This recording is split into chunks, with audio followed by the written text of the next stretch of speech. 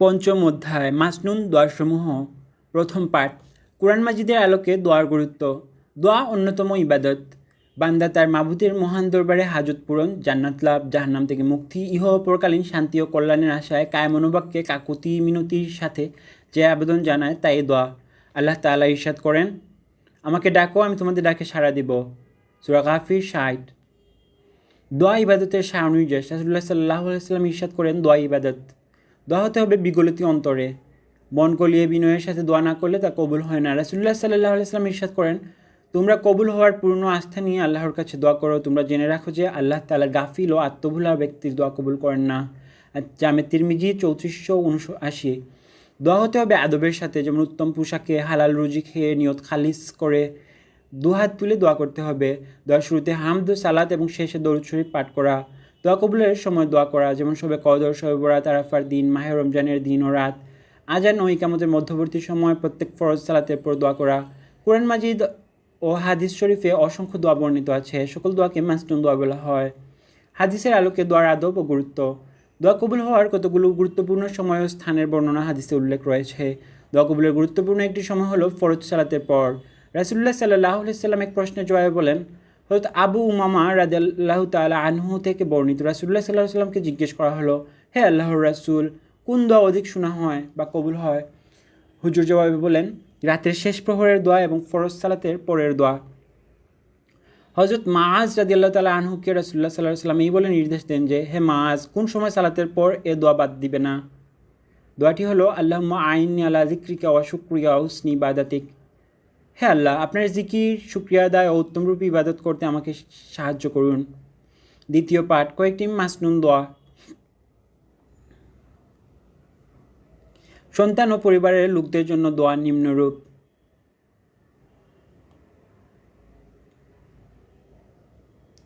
রব্বি জাআলনি মুকিমাস সালাতি ওয়া মিন যুররিয়াতি রব্বানা তাকাব্বাল দুআ। রব্বি ইগফিরলি ওয়া লিওয়ালিদাইয়া ওয়ালিল মুমিনিনা ইয়াউমা ইয়াকুমুল হিসাব। হে আমার প্রতিপালক, আমাকে এবং আমার বংশধরদের মধ্য হতে সালাত কায়েমকারী বানাও। হে আমার প্রতিপালক, আমার প্রার্থনা কবুল করো। হে আমার প্রতিপালক, আমাকে আমার পিতামাতা ও সকল ঈমানদারকে বিচারের দিন ক্ষমা করে দিও। নতুন চাঁদ দেখার দোয়া।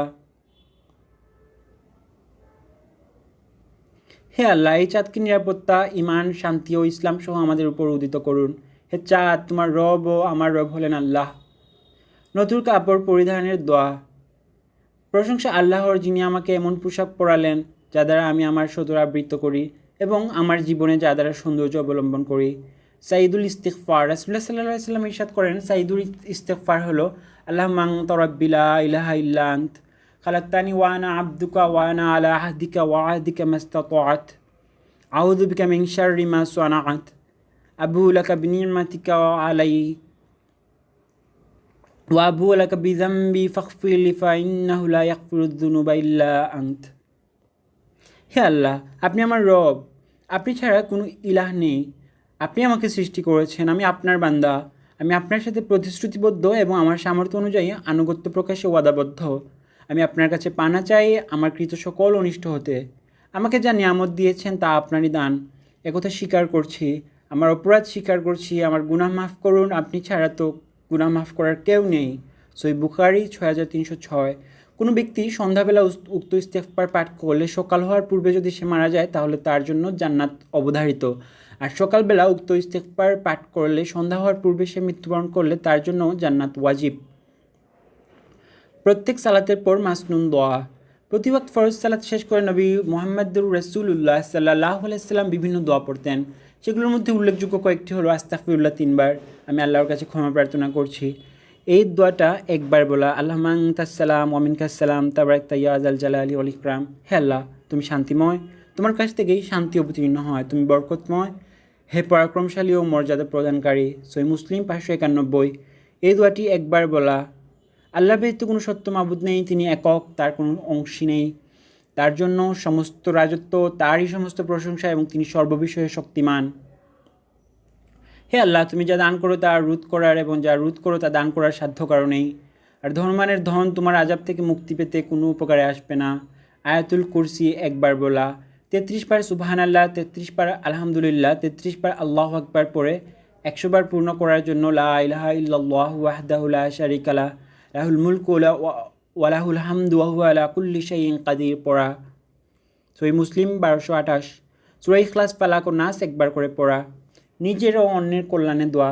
কুরআন ও হাদিসে এ বিষয়ে অনেক দোয়া বর্ণিত রয়েছে, যেমন রব্বানা আতিনা ফিদ দুনিয়া হাসানা ওয়া ফিল আখিরাতি হাসানাতাও ওয়া কিনা আযাবান নার। হে আমাদের রব, আমাদেরকে দুনিয়াতে কল্যাণ দান করুন এবং আখিরাতে কল্যাণ দান করুন এবং আমাদেরকে আগুনের শাস্তি হতে রক্ষা করুন। সূরা বাকারা 201। হে আল্লাহ, আমাকে দিনের ব্যাপারে সঠিক পথে রাখুন, যে দিন আমার সব কিছুর রক্ষা কবচ। আমাকে দুনিয়ার ব্যাপারে সঠিক পথে রাখুন, যাতে আমার জীবিকা রয়েছে। আমার আখিরাতকে কল্যাণময় করুন, যা আমার প্রত্যাবর্তন স্থল। আমার জীবনকে যাবতীয় কল্যাণ বৃদ্ধির উপায় করে দিন এবং আমার মৃত্যুকে সকল অনিষ্ট থেকে হেফাজত করে আরামদায়ক করে দিন। রিয়াদুস সালিহিন 515।